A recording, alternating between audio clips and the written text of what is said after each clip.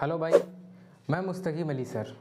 तो जो हमने पिछला सीखा था उसमें हम लोगों ने सीखा था हु और होम में या हुज में या विच में जिनका यूज़ होता है रिलेटिव प्रोनाउन में, वो कहाँ कहाँ पर होता है, इन चीज़ों को हमने समझने का काम किया था। ठीक है, आज हम उसी चीज़ को ही आगे बढ़ाएंगे जो अपने आप में क्या कहलाता है मेरे भाई, जो कहलाने का काम करता है रिलेटिव प्रोनाउन। ठीक है, जो रिलेटिव प्रोनाउन में हम सीख रहे थे उसी के सेगमेंट को ही आगे बढ़ाएंगे और आज हम सीखेंगे किसका, यूज़ ऑफ दैट, यानी यूसेज ऑफ दैट का हम सीखने का काम करेंगे। और इसका बहुत बड़ा रोल रहता है एग्ज़ाम में कि कहाँ पर आता है और कैसे कैसे ये फंक्शन करता है। इन सारी बातों को समझने का हम मेरे भाई आज काम करेंगे। इतनी बात समझ में आ गई है, सारी बातों को समझने का काम करेंगे।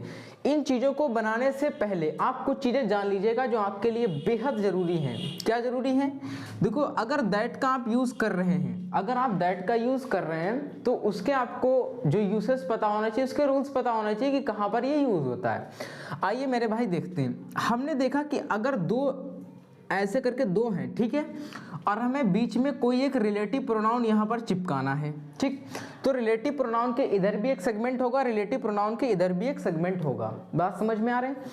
और अगर रिलेटिव प्रोनाउन के इधर कोई ना कोई एक एंटीसीडेंट लगा होगा, ठीक है, मतलब कोई ना कोई एक नाउन या वगैरह कुछ ना कुछ लिखा होगा, और उस नाउन से पहले, अगर उस नाउन से पहले यहाँ पर जो चीज़ यूज़ हो रही है, यानी इस एंटीसीडेंट से पहले, एंटीसीडेंट किसको बोलते हैं, जैसे ये है, ये चीज़ क्या है, यहाँ पर रिलेटिव प्रोनाउन आपका यूज़ होना है, यहाँ पर रिलेटिव प्रोनाउन यूज़ होना, और ये सिंगर जो लिखा हुआ है ये एंटीसीडेंट है, और इससे पहले ये बेस्ट जो है वो यहीं पर इस एंटीसीडेंट से पहले जो चीज़ लिखी होगी उसी के बारे में डिस्कस करेंगे। अगर यहाँ पर कोई चीज़ ऐसी लिखी हुई है जो सुपरलेटिव डिग्री में है, किसमें है मेरे भाई, तो आप बोलेंगे जो सुपरलेटिव डिग्री में है। ठीक है, अगर ये सुपरलेटिव डिग्री में है, ठीक है, तो सुपरलेटिव डिग्री में अगर होगा तो हम यहाँ पर ना तो हु का यूज़ करेंगे, ना ही तो विच का यूज़ करेंगे, ना ही तो होम का यूज़ करेंगे, सिंपली दैट का यूज़ करेंगे। किसका मेरे भाई, दैट का यूज़ करेंगे। ये बात समझ में आ गई।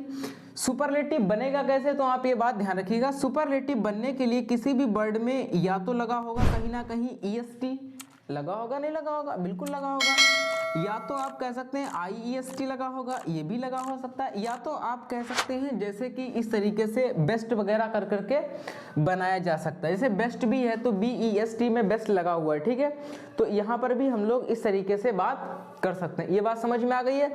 तो इस तरीके से अगर कोई भी सुपरलेटिव डिग्री है और उसके बाद कोई एक एंटीसीडेंट यानी कि नाउन है और उसका मुझे रिलेटिव प्रोनाउन चाहिए है, तो मैं यहाँ पर दैट का यूज़ कर लूँगा। ठीक है, ये बात आपके समझ में आ गई है।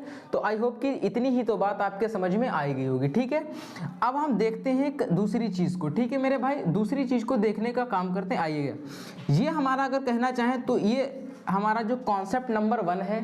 ठीक है, कॉन्सेप्ट नंबर 2 आप इधर देखिएगा। अगर कॉन्सेप्ट नंबर 2 की हम लोग बात करें तो ये दो आपके सेगमेंट होंगे और बीच में आपको लगाना है कोई ना कोई एक रिलेटिव प्रोनाउन। ठीक है, बीच में क्या लगाना है, एक रिलेटिव प्रोनाउन लगाना है। अब आपको ध्यान ये देना है, जो इधर एक एंटीसीडेंट यूज होगा, एंटीसीडेंट कैसा, मतलब इसी प्रकार का जो रिलेटिव प्रोनाउन से पहले जो नाउन यूज होगा वो नाउन आपके कैसे होने चाहिए, नहीं एक होगा नाउन 1 और एंड करके एक जुड़ेगा नाउन 2, यानी कि नाउन 1 एक अलग चीज होगी और नाउन 2 एक अलग चीज होगी, दोनों डिफरेंट चीजें होंगी। दोनों मेरे भाई कैसे होंगे, डिफरेंट चीजें होंगी। ये नाउन अलग कैटेगरी का होगा और ये नाउन अलग कैटेगरी का होगा। ठीक है, जब दो नाउन किसी रिलेटिव प्रोनाउन से पहले जब दो नाउन अलग अलग कैटेगरी के यूज हों तो वहां पर आप किसका यूज करते हैं मेरे भाई, तो वहां पर आप यूज करेंगे दैट का। ये बात समझ में आ गई। जैसे कि अगर हम कहना चाहें तो देखो यहाँ पर रिलेटिव प्रोनाउन मुझे लगाना है और ये उसका एंटीसीडेंट है, तो हिज डॉग। अब डॉग जो है वो एनिमल की कैटेगरी में आ रहा है, लेकिन राहुल किसकी, ह्यूमन की कैटेगरी में, मतलब कहना चाहे मैन की कैटेगरी में आ रहा है। तो दोनों नाउन एंड से जुड़े, लेकिन ये नाउन N1 है, ये नाउन N2 है, यानी N2 नाउन 2 नाउन 1। तो यहाँ पर दोनों नाउन अलग अलग कैटेगरी के है कि नहीं है। जब इनका मुझे प्रोनाउन फिक्स करना पड़ेगा तो मैं लगाऊंगा हमेशा दैट ही, और आप भी हमेशा दैट ही लगाएंगे। इतनी बात समझ में आ गई मेरे भाई है कि नहीं आई, जल्दी से बताएगा। तो आई होप कि इतनी बात तो आपके समझ में आ ही गई होगी। तीसरी बात को यहाँ पर समझने का काम करते हैं। अगर हम देखें तो सेगमेंट नंबर, रूल नंबर हमारा 3 ये कहता है सर क्या कहता है, अगर कोई भी हमारा इंट्रोगेटिव वर्ड है, कैसा वर्ड है, इंट्रोगेटिव वर्ड है, यहाँ पर अगर क्वेश्चन वर्ड की अगर बात कर ले हम, तो क्वेश्चन वर्ड ही इंट्रोगेटिव वर्ड कहलाता है। अगर ये इंट्रोगेटिव वर्ड आपके सेंटेंस में आ गया है तो उसके लिए जब आप यूज करेंगे यहाँ पर रिलेटिव प्रोनाउन, तो आप हमेशा हमेशा दैट का ही यूज करेंगे। ये थोड़ा रहा है दैट का कॉन्सेप्ट। तो रूल नंबर 1 क्या होता है हमारा, अगर एंटेसिडेंट है, कोई भी नाउन है और उससे पहले सुपरलेटिव डिग्री का यूज हुआ है, तो उसके लिए हम दैट रिलेटिव प्रोनाउन का यूज करेंगे। इधर क्या हुआ है, अगर रिलेटिव प्रोनाउन से पहले एक एंटेसिडेंट मुझे चाहिए है जिसमें दो नाउन है, दोनों अलग अलग कैटेगरी के नाउन हैं, तो वहां पर उनके लिए हम रिलेटिव प्रोनाउन लगाएंगे दैट। ठीक है, यहाँ पर क्या, अगर कोई क्वेश्चन वर्ड आया हुआ, क्वेश्चन वर्ड के लिए मुझे अब रिलेटिव प्रोनाउन चाहिए है तो मैं दैट का यूज करूंगा। ठीक है, इतनी बात समझ में आ गई है। तो आइए अब इन क्वेश्चन को एक एक करके बनाते हैं बहुत ही बेहतर अंदाज में। ठीक मेरे भाई, क्या लिखा हुआ, लिखा है C is the best singer dash I have ever heard. अगर मैं यहाँ पर, मुझे बताइए, मैं यहाँ पर whom लगा दूं तो सही होगा या मैं यहाँ पर that लगा दूं तो सही होगा। तो आप बोलेंगे कि ये रिलेटिव, सर यहाँ पर रिलेटिव प्रोनाउन को आप फिक्स करना चाहते हैं। रिलेटिव प्रोनाउन से पहले एक लगा हुआ है एंटीसीडेंट, बिल्कुल सही बात है, और इससे पहले ये लगी हुई है सुपरलेटिव डिग्री, यानी कि जब सुपरलेटिव डिग्री आएगी तो हम whom का नहीं बल्कि किसका यूज करेंगे मेरे भाई, that का यूज करेंगे। ये बात समझ में आ गई है, नहीं आ गई है? तो आई होप कि इतनी तो बात आपके समझ में आई गई होगी। ठीक है, बात समझ में आ गई इतनी। अगर इसी टाइप का हम एक सेंटेंस लिखना चाहे तो हम ऐसे लिख सकते हैं कि आई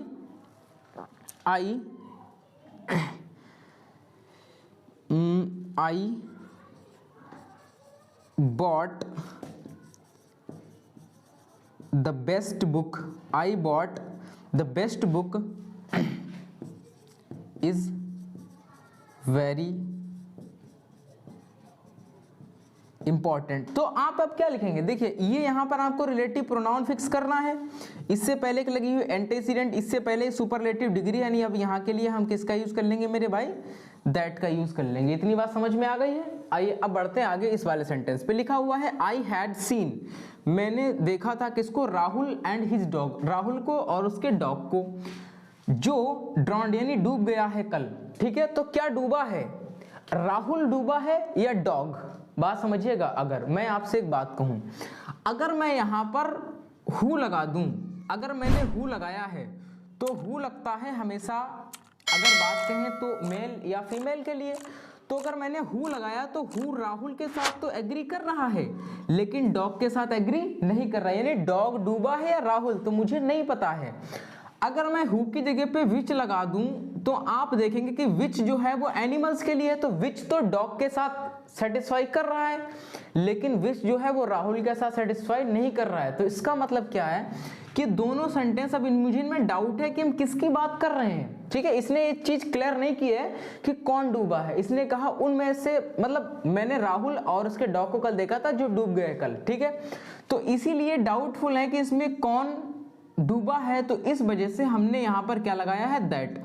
और ये वाला जो रूल है, जो ये वाला हमारा यहाँ पर कैरी करा, देखिएगा दैट है, उससे पहले N1 है और उससे पहले N2 है। ठीक है, तो दोनों के रिलेटिव प्रोनाउन जब आप लगाएंगे तो दैट का ही यूज कर लेंगे। इतनी बात समझ में आ गई है। आइए अब आगे बढ़ते हैं। लिखा है सी आइडेंटिफाइड, उसने पहचान लिया है, the boys and their work, लड़कों को और उनके काम को। ठीक है, अब डैश वॉज नॉट गुड, जो अच्छा नहीं था, क्या नहीं अच्छा था, काम अच्छा नहीं था उनका, कि वो बच्चे अच्छे नहीं थे, बताइएगा जल्दी। तो आप कहेंगे सर अगर हम लोग यहाँ पर विच का यूज कर लें तो वर्क तो सेटिस्फाई कर रहा है लेकिन बॉय नहीं कर रहा है, और अगर हम लोग हु का यूज करेंगे तो बॉय कर रहा है लेकिन वर्क नहीं कर रहा है, तो इसी वजह से आपको यहाँ पर दैट लगाना पड़ेगा।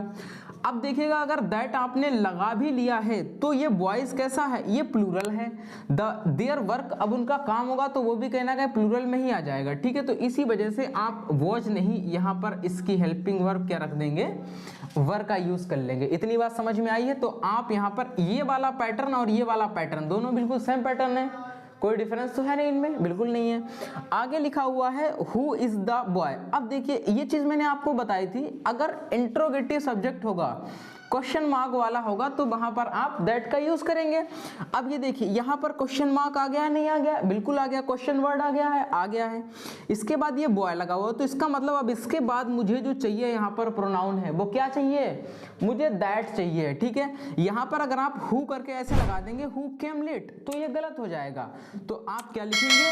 Who is the boy that came late, ठीक है। तो एक बात याद रखनी है कि अगर क्वेश्चन वर्ड शुरू में आ गया है, क्वेश्चन वर्ड शुरू में आ गया, अगर मुझे रिलेटिव प्रोनाउन चाहिए तो मुझे दैट का ही यूज करना पड़ेगा, ठीक। इतनी बात समझ आ गई है। आगे बढ़ते हैं, लिखा विच इज द बुक। अब देखिए विच की अगर बात करें तो क्वेश्चन वर्ड है कि नहीं है? ए भी क्वेश्चन वर्ड है, ए भी क्वेश्चन वर्ड है।